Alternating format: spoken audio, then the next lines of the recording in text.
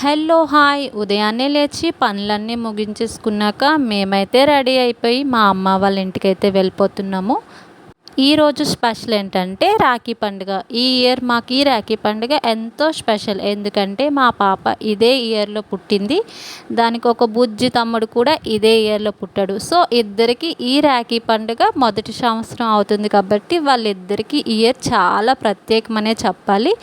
అది వాళ్ళ బుజ్జి తమ్ముడికి రాఖీ కట్టేశాక నేను కూడా మా తమ్ముడికి రాఖీ కట్టేసి స్వీట్స్ తినిపించేసి వాడికి బ్లెస్సింగ్స్ ఇచ్చేసి నువ్వు నాకు ఎల్లవేళలా రక్షగా ఉండాలి తమ్ముడు అని చెప్పేసి నా కాళ్ళ మీద పడి వాడు బ్లెస్సింగ్స్ తీసేసుకొని ఈ ఇయర్ రాఖీ పండుగ అయితే ఎంతో బాగా సెలబ్రేట్ చేసుకున్నాం. ఏ ఇయర్ కూడా ఎంత బాగా సెలబ్రేట్ చేసుకోలేదు అనిపించింది.